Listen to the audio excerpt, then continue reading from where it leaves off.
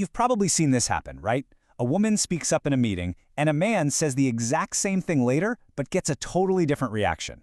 Well, there's a name for that. It's the assertiveness double standard. And today, we're not just going to talk about what it is, we're going to get into how we can actually start to fix it. So, let's break it down. A man is direct, he's decisive, he's confident. A woman does the same thing, and suddenly she's aggressive, bossy, or abrasive. And look, this isn't just you imagining things or something you heard from a friend. This is a real, documented pattern backed by decades of research. So, let's dig into why this happens and, what we can actually do about it. And we've got to be clear about something. This is way more than just name-calling. These labels, they have real teeth. They can have a seriously damaging effect and literally shape a person's entire career. Think about it. These labels can completely change someone's professional reputation. They decide who gets those career-making stretch assignments, who gets that promotion, who gets access to the kind of sponsorship that really opens doors.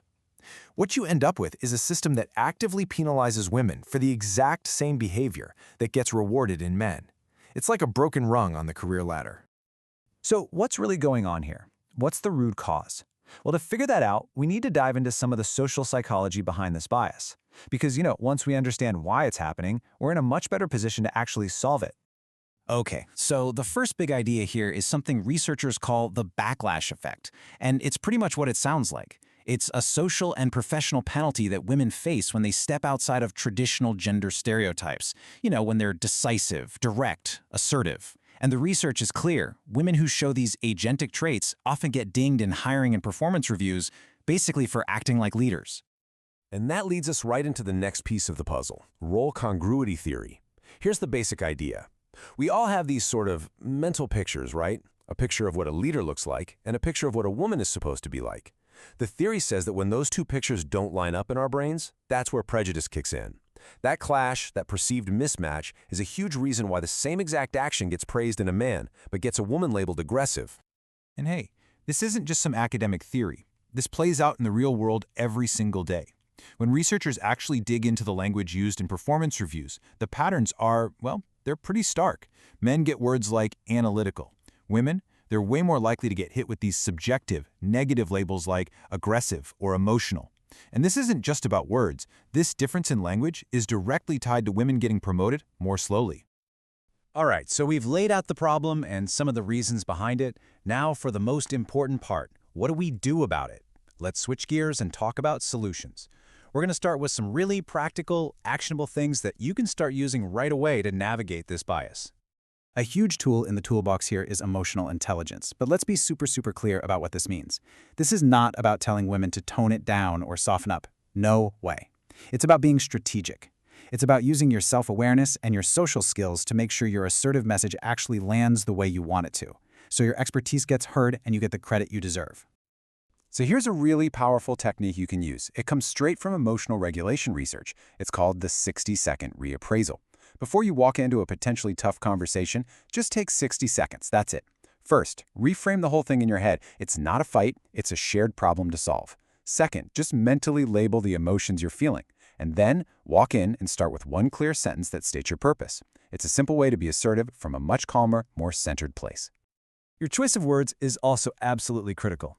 So instead of saying something like, "I'm upset about this plan," which can sound emotional, try anchoring it in data. Say, "Here are 3 data points that suggest a quality risk." See the difference? And instead of making a demand, you can frame it as a question, like, "What do you see as the best next step for us?" Little shifts like these can move the conversation from feeling like a conflict to feeling like a collaboration. Honestly, just having a few of these phrases in your back pocket can be a total game changer.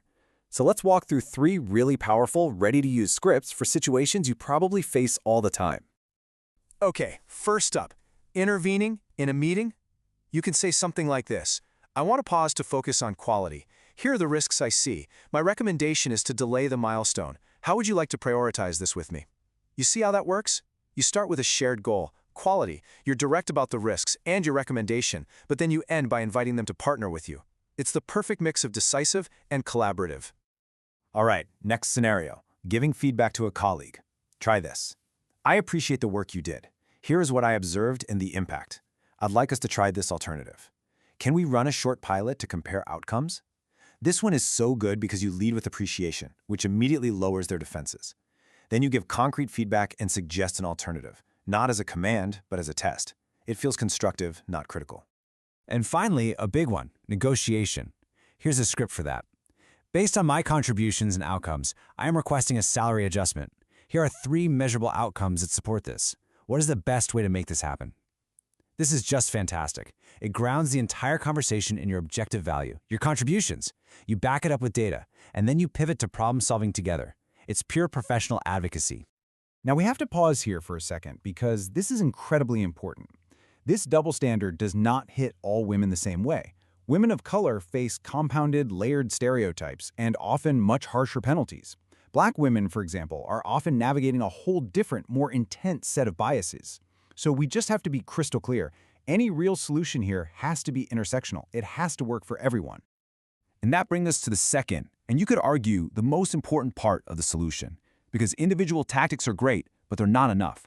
We have to zoom out and look at how we can change the entire environment, the systems themselves that let this kind of bias grow. Because here's the bottom line. It's not just on individuals to fix this. Yes, these skills are useful for getting by in the world we have now, but the real responsibility for fixing bias, that lies with the organization. The goal shouldn't be to get better at navigating a broken system. The goal should be to build a system where women don't have to walk on eggshells just to be heard. So how can organizations actually do that? Well, here are 4 really high-impact changes. First, use structured performance reviews. Focus on concrete behaviors, not fuzzy adjectives. That's a direct counter to the backlash effect. Second, hold calibration meetings, where managers actually have to defend their ratings to each other. It adds a huge layer of accountability. Third, require diverse panels for promotion decisions. And fourth, conduct language audits of reviews to root out biased wording.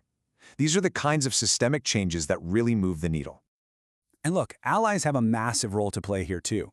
You can do things like actively document the contributions of your women colleagues in shared notes. When you hear biased language, someone gets called bossy. You can challenge it by simply asking, what specific behavior are you referring to?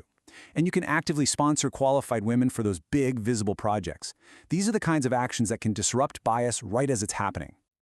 Okay, so we've covered a lot, the problem, the why, and solutions for both individuals and the whole system.